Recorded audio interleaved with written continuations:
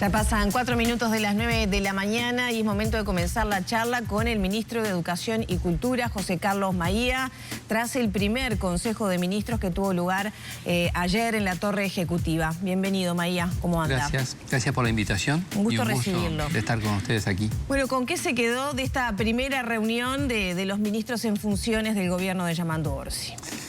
Bueno, una agenda importante que ustedes ya conocen, que el presidente comunicó, de temas que realmente hacen el país, el comenzar una nueva etapa, porque eso es así, tanto en términos de gobierno como en términos personales, y bueno, la posibilidad de mantener este tipo de reuniones con cierto grado de habitualidad que aún no se ha fijado, hace un poco a poder tener de primera mano la valoración que se hace en lo interno de decisiones y poder intercambiar. Entonces eso un poco genera una dinámica que creo que llama un poco la atención que no hubiera habido anuncios relativos a educación con la fuerte impronta que tuvo el tema de educación en la campaña electoral y con el bono que se había anunciado, ese bono universal para estudiantes, queda relegado por temas presupuestales. ¿Por qué no se abordó en este primer consejo? Como que la agenda tenía temas muy relevantes también, ¿no? Estamos hablando, por ejemplo, de la situación económica general del país, estamos hablando del encuadre que tiene la región hoy en torno a desafíos que el Uruguay tiene por estar inserto en esta región, sus características, bueno, todo el tema de Casmo, Arasatí, en fin, temas pesados. Y en cuanto a las definiciones, las definiciones se mantienen. Lo que no podemos olvidar es que este gobierno asume, una vez que comenzaron las clases acá, y asume todo este año con el presupuesto determinado por el gobierno anterior. Por lo tanto, tú tenés que encuadrar los objetivos en función de dos elementos. El primero, tener claro que la asignación presupuestal prevista para los objetivos previstos de este año tenía que ver con la asignación del gobierno anterior. Y segundo, el estado real de las finanzas, que todavía se está, como leí una frase por ahí del presidente, viendo cómo está la caja. Ese tipo de cosas hace regular con mucha responsabilidad el ejercicio de las prioridades y la cadencia de cuando tú invertís cada dinero del cual dispones. Entonces, ministro, claramente este bono universal estará a partir del año que viene. Mire, no es así tan claramente, pero yo creo que correspondería que fuera así. ¿Por qué? Porque, insisto, es una iniciativa que es del Frente Amplio en función del presupuesto del Frente Amplio. Ah, ¿puede pasar que no esté tampoco a partir del año que viene? No, sí, eso seguro. Lo que digo es que está atado a la propuesta presupuestal. Entonces, o sea, no hay lugar en esta rendición de cuentas, no va a haber lugar para eso. La rendición de cuentas tiene que ver con lo gastado en el ejercicio anterior, y como todavía estamos analizando números, hay que ver, el compromiso se mantiene, el compromiso se va a hacer. Desde el punto de vista del programa, las grandes líneas se van a aplicar. Lo que sucede es que cuando hay un compromiso que depende de una carga presupuestal, la carga presupuestal para este año, reitero, es la que presupuestó, valga la redundancia de palabras, el presidente de la calle Pou, con las prioridades del gobierno saliente. Ministro, teniendo en cuenta estos episodios de seguridad que se han dado recientemente incluso, que han ameritado incluso alguna detención de actividades por parte de los gremios, ¿usted está valorando que va a tener que modificar algunos de los aspectos justamente de rubros presupuestales para dotar de mayor seguridad a los centros educativos el año que viene? Bueno, es una muy buena pregunta. Lo que pasa es que está vinculada no solo a lo propio de la ANEP, que lo va a incluir. Eso a partir de este jueves se asumen las nuevas actualidades y ellos van a tener la voz específica en la materia, pero también tiene que ver con acciones propias del Ministerio del Interior, ¿verdad? Entonces, yo dije hace unos días que hay que actualizar o trabajar fuertemente en un protocolo que involucre a las instituciones. De eso se conversó en la larga transición sobre estos temas, y creo que sí, que es una prioridad, porque ustedes saben que uno de los objetivos que tenemos planteados fuertemente es, entre comillas, el retorno a las aulas de estudiantes que han aumentado muchísimo la deserción y bueno, la deserción es un problema para el país. Y para que el estudiante vuelva tiene que haber una serie de condiciones, estímulos. ¿Cómo cuáles? Bueno, por ejemplo, tiene que ver con las condiciones a las que aludíamos del centro de estudios y entorno. Tiene que ver con el trabajo que hay que hacer en las familias sobre lo que significa como oportunidad en tu vida estudiar y aprender. Porque creo que eso no está con la fuerza que debería estar. Eso lo vivís cuando pasan los años, además. Cuando te presentás a un trabajo, cuando aspirás a la evolución en cualquier actividad, el título y el haber alcanzado una meta pesa muchísimo. Y eso no siempre se ha valorado y cada vez es más difícil el mercado laboral, el mundo del trabajo. Agreguémoslo a eso las condiciones laborales de trabajadores de la educación, las aulas y sus condiciones, la cantidad de estudiantes. Hay que trabajar muchos estímulos. Cuando dice, varios. Ministro, perdóname, cuando dice ajustar el tema protocolo de seguridad, quiero volver con el tema de seguridad. Específicamente, ¿en qué se está pensando? Bueno, no te puedo adelantar respuesta en esto, porque es algo bien específico que se tiene que conversar desde ANEP y desde el Ministerio del Interior. Hay herramientas técnicas que tienen que ver específicamente con el Ministerio del Interior y algunas que tienen que ver con la ANEP. A veces, algunas son muy básicas y que a veces no se cumplen. Ejemplo, la ausencia de, dicho la antigua, de porteros en centros de estudio. Los famosos 222, determinadas horas de patrullaje. Esas cosas que ya se han hecho en otras oportunidades, bueno, son cosas que se trabajan. Pero eso implica una organización. Esa organización tiene que prever algunas cosas. Plata, entre otras cosas. Bueno, sí, y es lo que hablábamos hoy. La plata tiene que ver con una priorización de la inversión. No podés invertir en todo al mismo tiempo porque no hay priorización. Sabemos que se desaceleró, por decirlo amablemente, la inversión en educación en Uruguay en los últimos 5 años. Bueno, cuando pasa de que vos ponés menos recursos para la educación, hay varias consecuencias. Y las consecuencias siempre terminan en la calidad de la educación y en los aprendizajes de nuestros hijos. ¿Ya hicieron su efecto esas consecuencias? ¿Perdón? ¿Ya hicieron efecto esas consecuencias, en su opinión? Bueno, yo no las atribuyo directa y exclusivamente a eso, porque creo que no sería justo hacerlo. Me parece que hay un tema mucho más estructural en la educación que hay que mirarlo con mucha honestidad intelectual. ¿Qué quiero decir con esto? Quiero decir que los servicios educativos o la cobertura educativa, si mirás la larga duración, se extendió a nivel de cantidad de estudiantes. A veces nosotros, los que tenemos determinada edad, añoramos las características y la calidad de las aulas a las que pertenecíamos, pero era mucho menos gente. Y era otra la exigencia del mundo de la inserción del trabajo y demás. Entonces, la extensión de la educación, junto con la calidad, implica varias cosas a la vez. Entonces, yo creo que sí afecta que vos inviertas menos, pero no es la condición exclusiva. Ministro, hoy en el diario El País se está informando que el senador Robert Silva estará presentando hoy o en estos días un proyecto de ley para llevar la obligatoriedad de la educación a partir de los 3 años. ¿Qué dice el ministro de Economía? De Educación. Economía va a tener que ayudar. Va a tener que ayudar, sí. Bueno, yo estoy de acuerdo. ¿Ah, está de acuerdo? Sí, estoy de acuerdo con el concepto, sin duda. A ver, vuelvo a la larga duración. En el segundo gobierno de Sanguinetti, con el profesor Rama, se desarrolló fuertemente sin nivel 5 años. Comenzó algo, la cobertura de 4 años con la siguiente administración, y en los gobiernos del Frente Amplio se mantuvo la universalidad de la cobertura en los 5 años.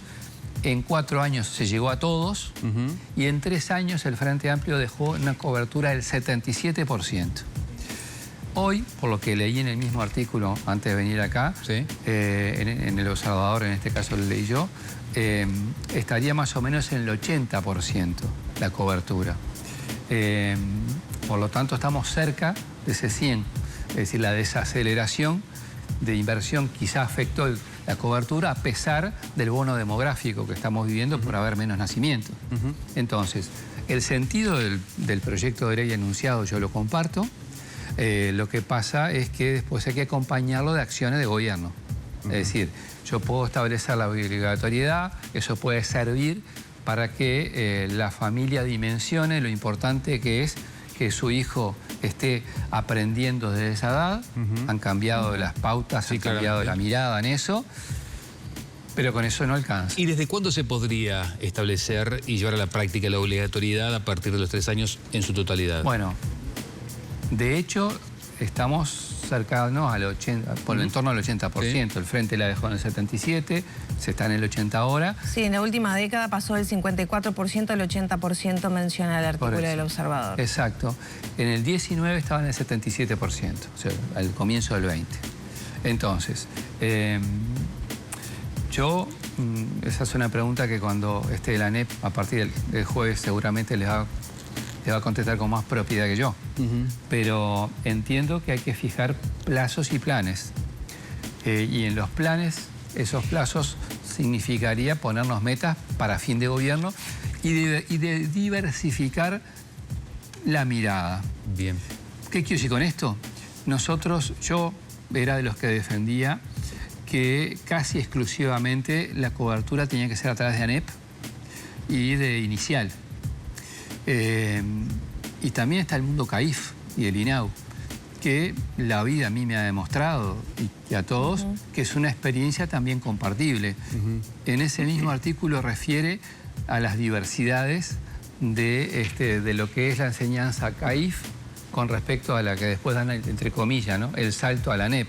Nos pasa en todos lados. Los saltos de los ciclos tienden a ser problemáticos, de inicial a escuela, de escuela a educación media y de media a universidad. Sí, claramente. Eso intentó cambiar, perdón, la transformación educativa, ¿no? Bueno. ¿No se logró? Hay que evaluarlo con más tiempo. La denominada transformación educativa empezaría globalmente ahora. Por lo tanto, es difícil medirla. Hay cosas de instrumentación de la misma que conspiraron notoriamente. No estoy hablando de los contenidos curriculares porque eso falta tiempo para evaluar. Sí digo que si tú tuviste del otro lado de la vereda, no a los sindicatos, sino a la globalidad de los docentes, a través de las asambleas técnico-docentes, y que se sintieron como presionados por la carga administrativa que supuso los contenidos, ahí hay problemas. Y el segundo problema, antes de asumir como ministro, pedí una reunión en la Universidad de la República como para tener un gesto de apertura previo a la asunción, y en eso a mí me llamó bastante la atención que en química, la Facultad de Química, tuvieron que cambiar los parámetros de exigencia de la carga de horas de química para hacer la carrera, porque la transformación educativa la redujo. Entonces, esos saltos y esas descoordinaciones habrá que trabajar. Ministro, nos van quedando pocos minutos y yo le quiero preguntar, tengo todavía varias preguntas para bien hacer. Breve. Está bien. No, está bien. Usted me dirá, bueno, esto hay que direccionarlo a la ANEP, pero quiero tener la opinión del ministro de Educación. El ausentismo es un problema que está reconocido por todos los técnicos que tiene la educación en nuestro país. ¿Usted es partidario, sí o no, de limitar las asignaciones familiares cuando no se va a clase? Parcial, no lo veo como un instrumento fundamental, para serle claro. Si mido por los efectos, eso ya está vigente. Y sin embargo, creció el ausentismo. Entonces, si como herramienta no sirvió, hay que evaluarla. No me voy a extremos en eso. ¿Qué herramientas podrían aplicarse para mejorar el ausentismo? Bueno, yo creo que hay herramientas. Por ejemplo, lo leí a Pablo Cayani y a las consejeras, a Carolina Payas y a Elia Pereira, en algunas afirmaciones que también comparto. Por ejemplo, hacer una campaña de las denominadas del bien público, a través de ustedes, los medios, que tienen mucha llegada en la sociedad, sobre lo que venimos hablando acá, del valor de la educación en el desarrollo personal, de familia y la sociedad, yo creo que ayuda a que las propias instituciones de la educación mejoren, que tengamos condiciones de aula y laborales, ayuda. No hay una sola medida. A mí me llama la atención cómo se puede pensar que mecánicamente a una familia dice, bueno, no manda a sus hijos, le saco la asignación. Sí, es una herramienta más, pero la prueba, por lo menos hasta ahora, es que ha fracasado eso, si esa fuera el instrumento para hacer que los estudiantes vuelvan al aula. Entonces, me parece que agarrarse de eso es agarrarse de algo que es muy parcial. María, ¿se va a cambiar el mecanismo de acreditación universitaria de los docentes como aplicó el gobierno saliente? Sí, eso no va a seguir. Eso lo digo con toda claridad. No va a seguir porque no... Primero, nosotros desde el año 20 estamos en contra del camino. En segundo lugar, creo que es un tema que no tiene la correspondiente carga académica acorde al título que se emite. No es un atajo desde mi punto de vista que no es académicamente riguroso. Comparto el objetivo de lograr una educación universitaria, educativa, potente, que además es parte del tema, la formación de nuestros docentes, que tiene que ser permanente y que si es de grado universitario mejor. Pero esto no significó eso. ¿Se va a concretar la universidad docente entonces? Bueno, yo voy a trabajar para eso. Sí, a mí nos citó la Comisión del Senado de Educación para hablar de esto. Es el gran desafío que tiene el Uruguay. Yo personalmente no lo asumo como un desafío ni de gobierno ni del partido de gobierno que integro. Nosotros logramos la UTEC como país, con votos de todos. Yo voy a ir abierto a conversar para que esto sea posible, porque el Uruguay necesita una universidad de la educación que el sistema político debería tener condiciones para generarla. Ministro, vio que hay algunos colegios, algunos centros educativos que están tomando una determinación de que los chiquilines dejen el celular en una cajita antes de entrar a clase. Sí. Que no estén en clase con los teléfonos celulares. ¿Es una medida que se puede universalizar? Poder se puede.